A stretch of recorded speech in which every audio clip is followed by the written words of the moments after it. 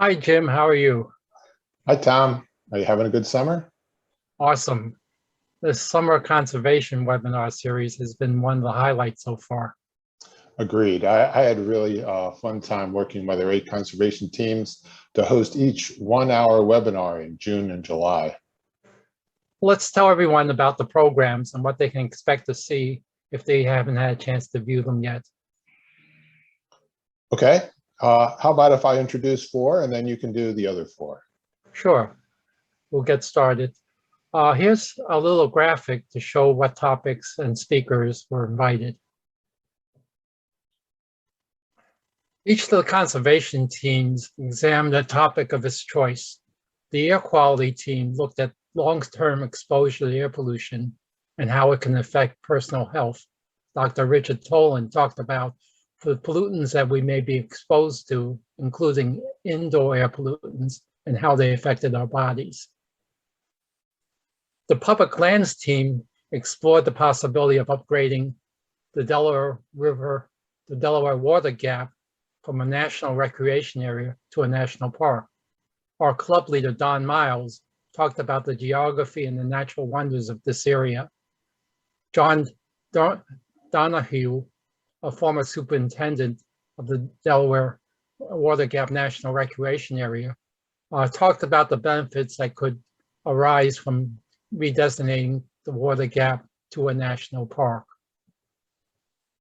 Next, the water quality team examined how a stream damaged by coal mining could be restored by limestone treatment.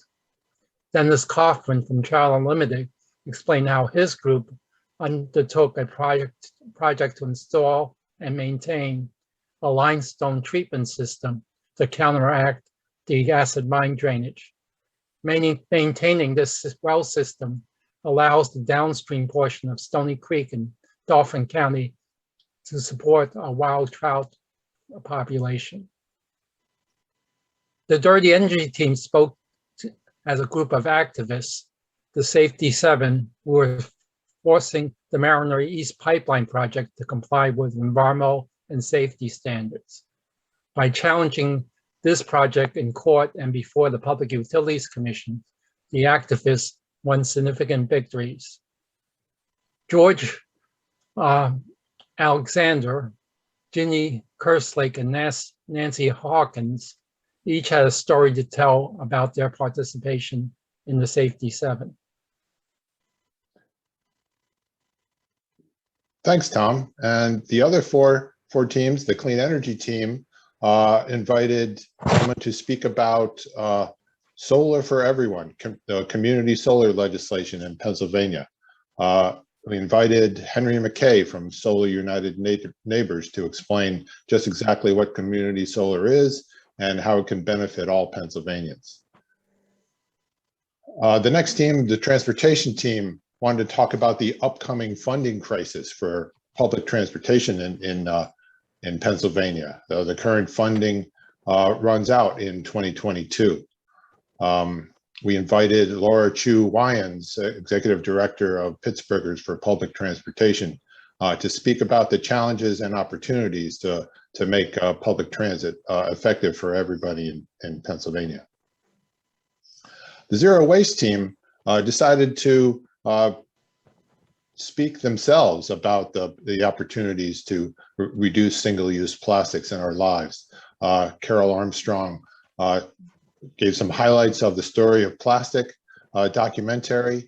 3 or 4 volunteers gave their reviews of zero waste products. And finally, Fawn Contreras spoke about speaking about plastics with our children. And finally, the Food and Agriculture team invited someone to talk about their journey to starting an urban farming nonprofit in Pennsylvania. This was Hawa Lasana, who is the founder of Discerning Eye Community Agriculture in Lancaster. Well, Jim, did you learn anything new from these speakers? I sure did.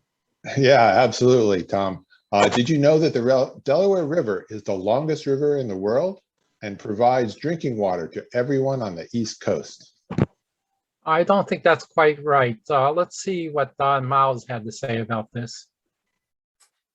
The Delaware Water Gap National Recreation Area is part of the national park system and includes a 40-mile segment of the Delaware River that has been designated by the National Park Service as a federal wild and scenic river. The river itself being the longest undammed river in the eastern United States. The Delaware is one of the cleanest rivers in the Northeast and provides drinking water for over 10% of America's population. The Delaware Water Gap National Recreation Area currently comprises over 70,000 acres, ranging in width from 3 to 6 miles, and contains a 27-mile stretch of the Appalachian National Scenic Trail. Go ahead.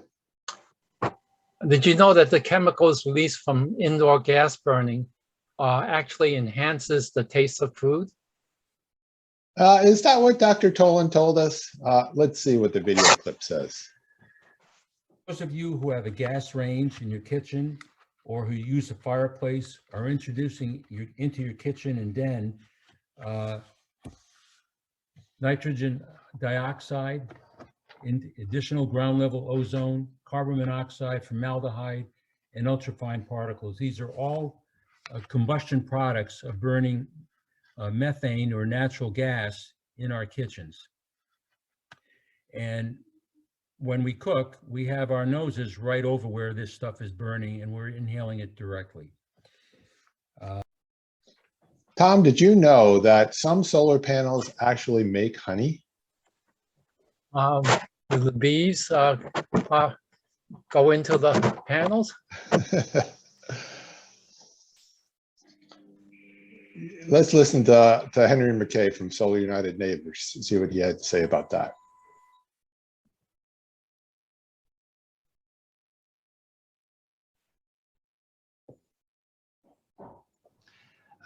And there are landowner benefits as well. So of course, the landowner who's usually leasing their land to a community solar developer, they're earning reliable lease payments, somewhere in the range of $800 to $1,000 per acre per year.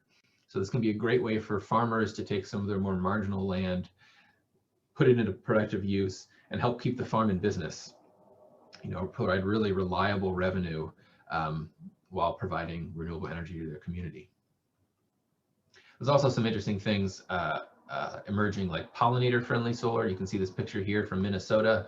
This is a beekeeper who's brought their bees to a pollinator-friendly solar array. Rather than just turf grass being planted around the solar panels, they plant native wildflowers and grasses. They do a better job of things like managing groundwater, and they provide pollinator habitat. And so you can bring your bees there, and they pollinate from amongst the solar panels, and they sell that honey as solar honey. And then there was a brewery, I think, in Minnesota that took some of that honey and sold it as a solar beer. So you get these interesting value add agricultural products coming out of it. So there's a lot of interesting things you can do that go beyond just the energy that it's providing.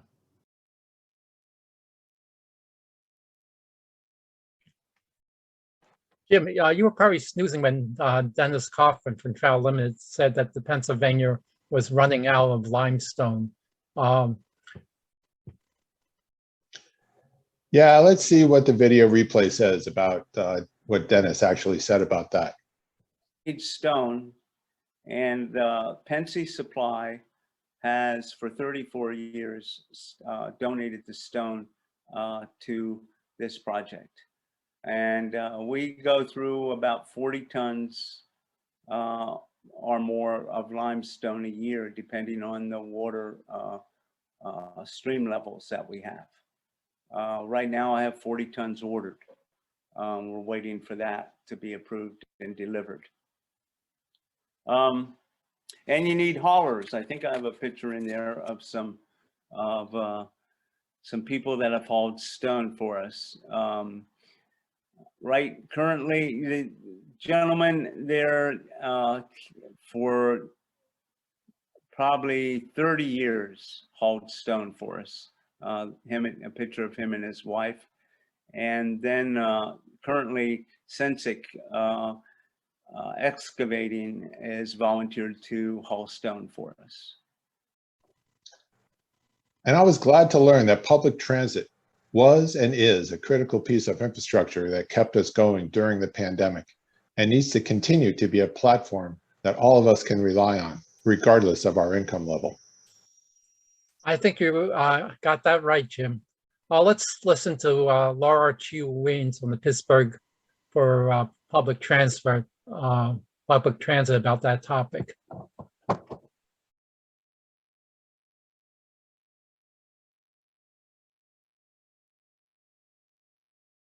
Last thing I'll say about equity is just that for those of us that didn't use or rely on the transit system during the pandemic, it may be easy to say, hey, well, there's a lot of people that stopped taking transit during the pandemic, so maybe it's not as important that we have, you know, so much money going to transit or fully funding our systems and stuff like that. But actually a disproportionate share of essential workers were using transit throughout the pandemic, continue to rely on public transit. And so for everybody else who doesn't use transit actually kept us all alive, right? Is the thing that, you know, food service workers, grocery workers, healthcare workers were taking public transit, even in the midst of a pandemic, even when service frequencies were reduced. And so maintaining this lifeline and ensuring that we had quality transit was critical to keeping the rest of.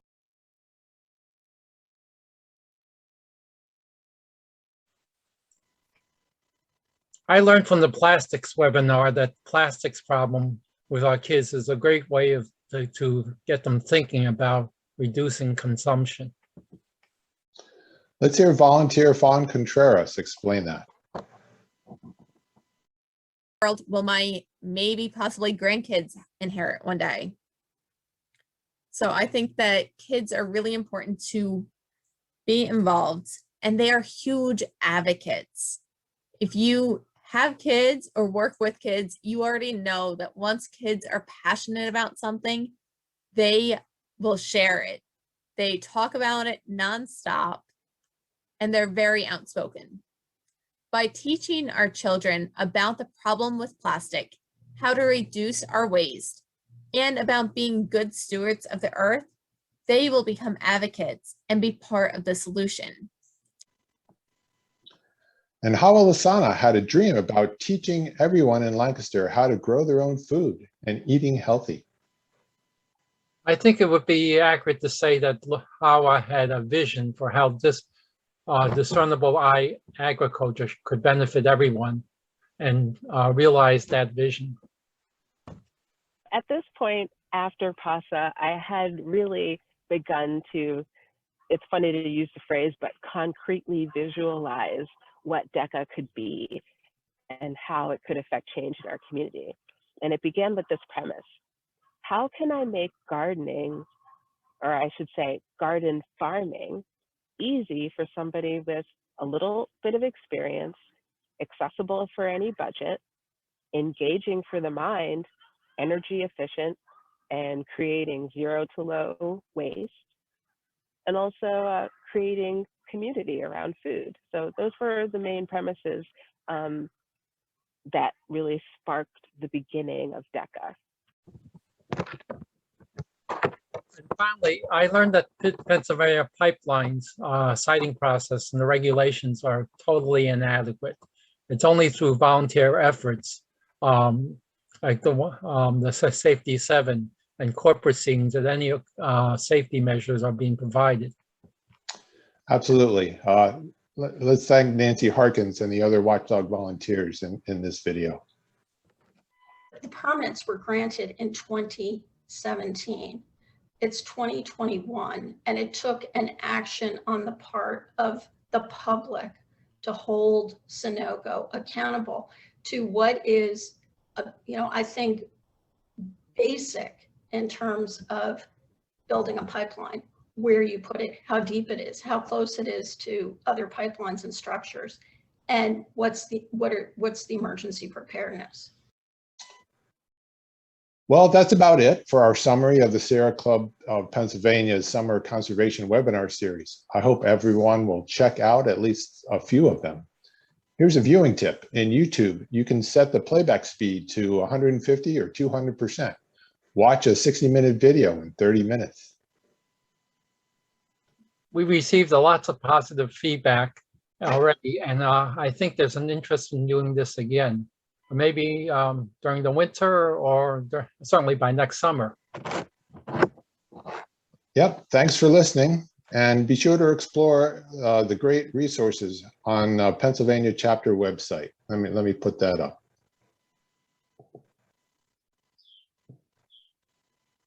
You go to the chapter website at sierraclub.org/PA, and under Get Involved, you can find the conservation teams, our 8 conservation teams, and hopefully see this video and information on each of our 8 teams. Thanks, Tom. Talk to you later. Bye, Jim.